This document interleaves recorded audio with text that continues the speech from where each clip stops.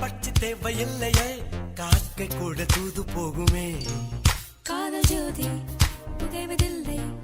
காதல் என்றும் குற்றமே பார்ப்பதில்லை இதில் அற்பமானது